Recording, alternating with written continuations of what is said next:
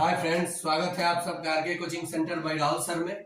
आइए आज class 9th का भौतिकी का गति यानी मोशन चैप्टर पढ़ा जाएगा। उसमें क्या क्या कैसे पढ़ना है ये समझा जाएगा और एक ही वीडियो में बड़ी आसानी से सारे कॉन्सेप्ट को समझा जाएगा। पार्ट वाइज 3 या 4 पार्ट करूंगा मैं। तो आइए आज का पहला पार्ट है भौतिकी यानी गति, पहला चैप्टर।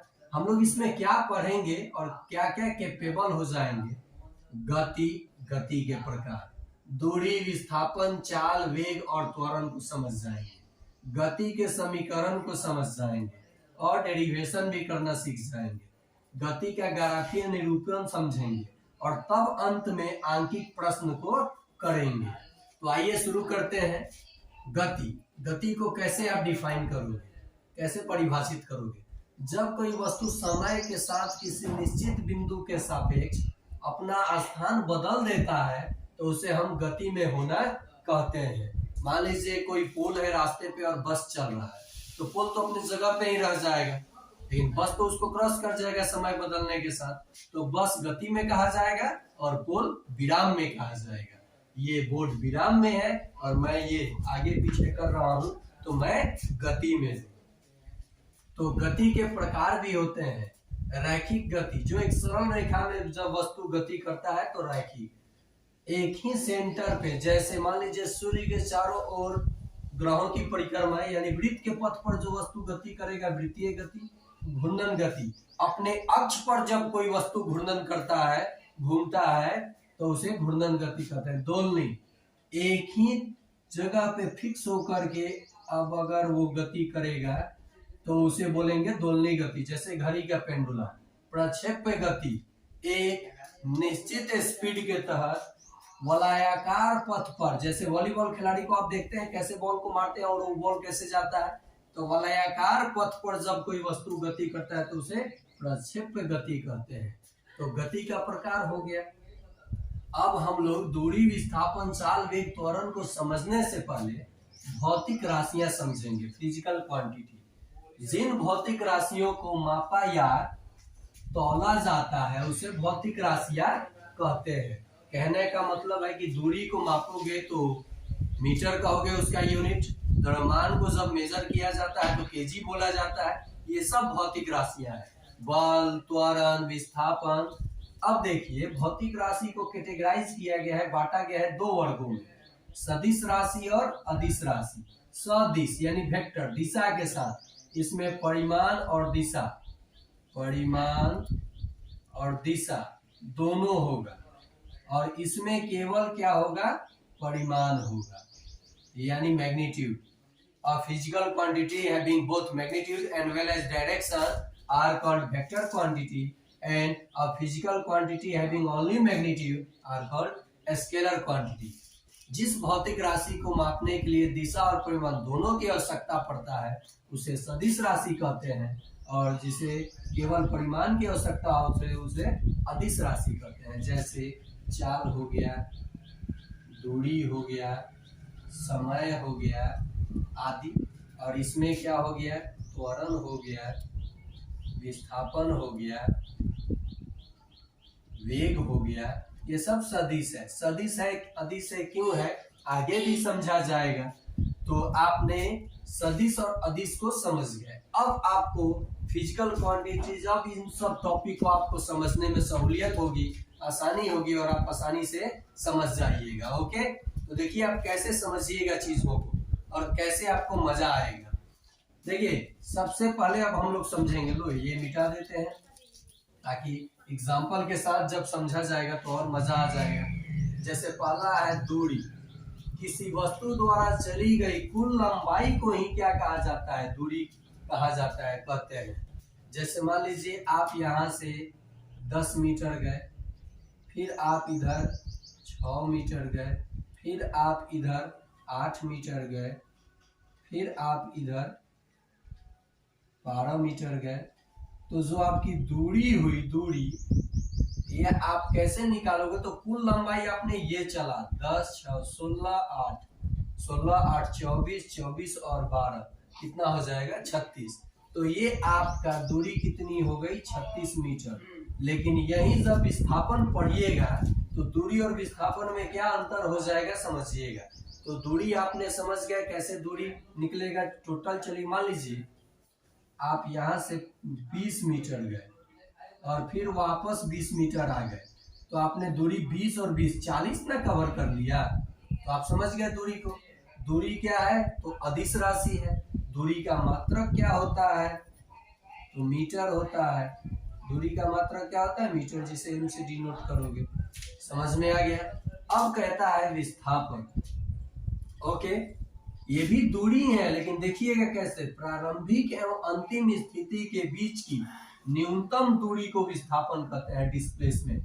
और इसके ये क्या है तो ये सदिश राशि है।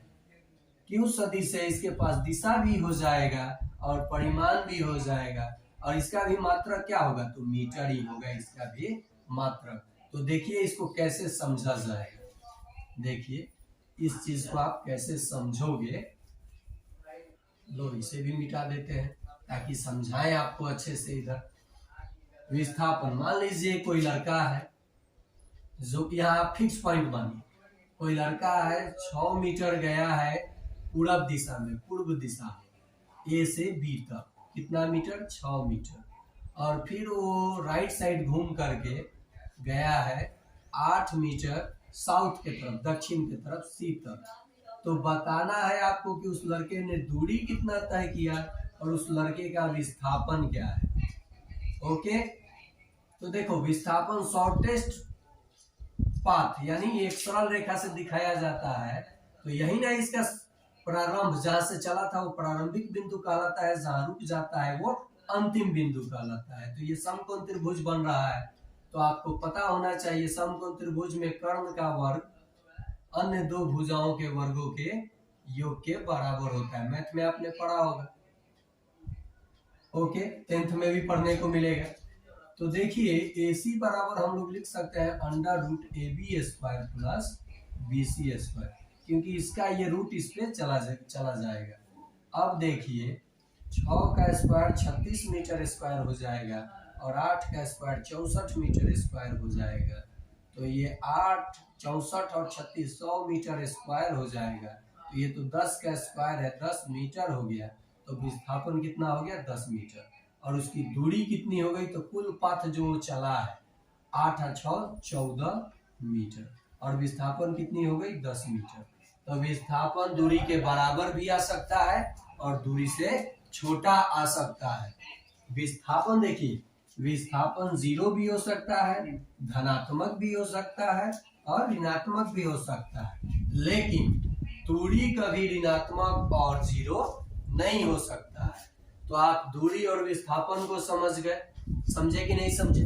सपोज दैट, देखो बाबू एक क्वेश्चन आता है कि कोई लड़का है जो A से 4.5 मीटर ईस्ट गया, फिर साउथ वो 2.2 मीटर आया। कितना 2 मीटर, चलो 2 मीटर ही ले लो। और फिर ये ईस्ट मुड़ करके 1.5 मीटर चला।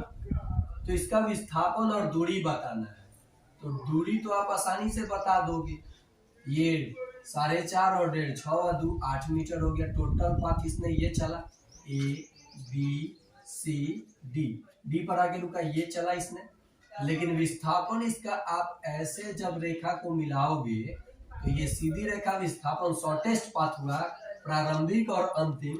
तो इस बीच में क्या करोगे आप इसे ऐसे मिला लोगे। ओके, और यह राइट एंगल बन जाएगा। ये 4.5 और ये 4.5 1.5 आपको मिल जाएगा। और जो ये लेंथ है वही ना ये लेंथ होगा, तो ये 2 मीटर मिल जाएगा। तो आपको बेस मिल जाएगा, लंब मिल जाएगा, तो कर्ण निकाल दीजिए। समझ में आया कैसे विस्थापन निकालिएगा। बहुत मजा आता है विस्थापन निकालने में। ये आपका कोई सर्कल है जिसकी त्रिज्या r है और A से कोई वस्तु चला और B पर रुक गया, तो ये भी तो r है, शॉर्टेस्ट पाथ चला इसने ऐसे। तो दूरी आप निकालोगे तो ये क्या निकालोगे पाई r, क्या निकालोगे दूरी इसका पाई r से। लेकिन जो इसका विस्थापन होगा ये r + r यानी 2r। ओके, और इसका या तो आप डायमीटर भी बोल सकते हो, डी डायमीटर। समझ में आया? मान लीजिए किसी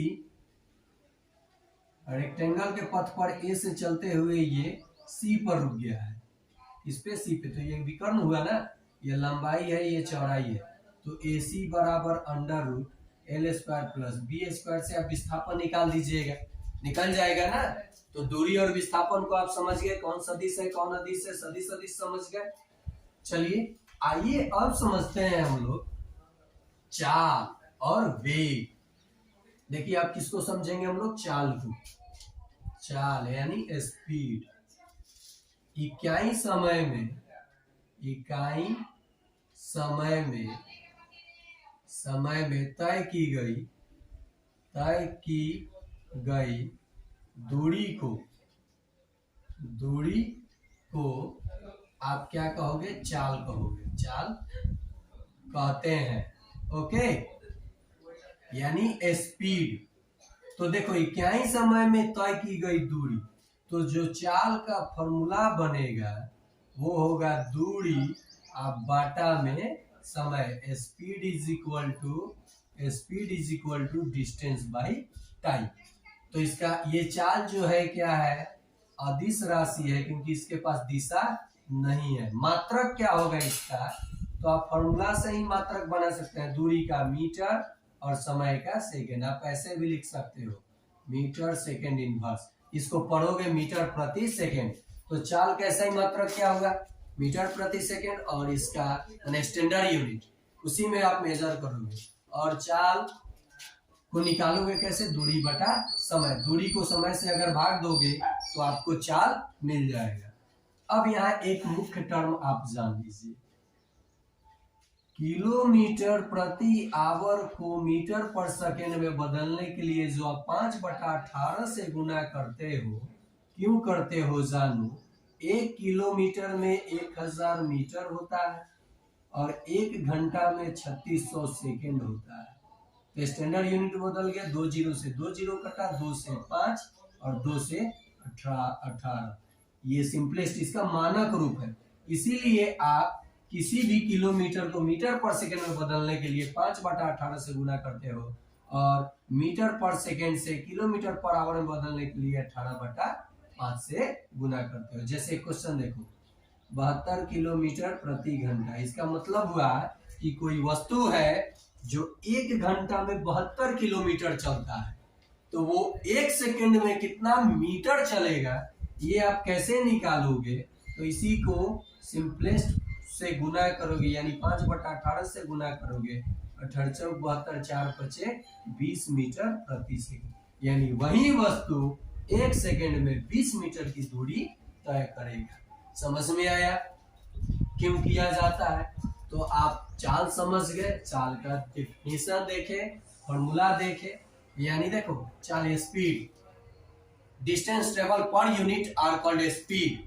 the SI unit of speed is metre per second and it is a scalar quantity. Okay, next, आप जब चाल समझ गए तो वेग भी समझ लीजिए, वेलोसिटी।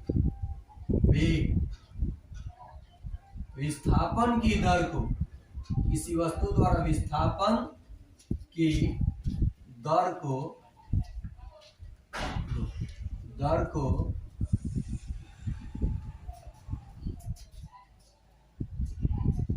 विस्थापन की दर को वेग कहते हैं। क्या कहते हैं? वेग। तो वेग बराबर आपका जो डिफिनीशन फॉर्मूला बनेगा वो हो जाएगा विस्थापन आप बाटा में समय, दर मतलब समय।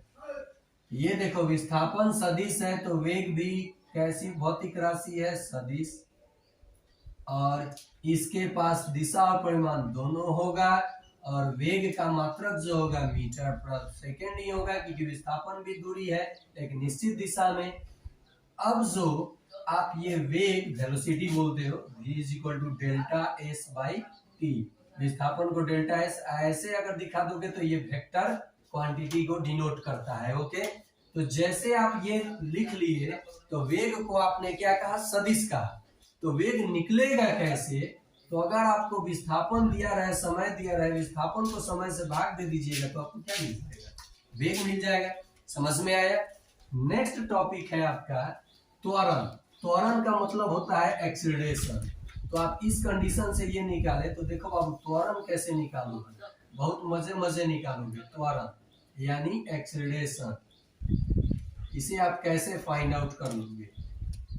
देख बाबू, वेग में परिवर्तन की दर, त्वरण, गाड़ी मोटरसाइकिल चलाते हो तो आप एक्सीलरेटर झाड़ते हो तो या तो स्पीड बढ़ जाता है, कम करते हो तो स्पीड घट जाता है। यानी ब्रेक लगाओगे जब तो आपका क्या होगा? स्पीड निश्चित है कि घटेगा, यानी वेग घटेगा। तो वेग में परिवर्तन की दर, वेग में परिवर्तन की दर, परिवर्तन की दर क्या कहलाएगा? त्वरण। वेग में परिवर्तन की दर को त्वरण कहते हैं, त्वरण कहते हैं, यानी एक्सीलरेशन। तो देखो त्वरण का क्या फॉर्मूला बन जाएगा डिफिनीशन से ही, वेग में परिवर्तन। तो यहां लिखेंगे वेग में परिवर्तन, हो गया। अब यहां देखो बटा दर जो कह रहा है इसका मतलब होता है समय।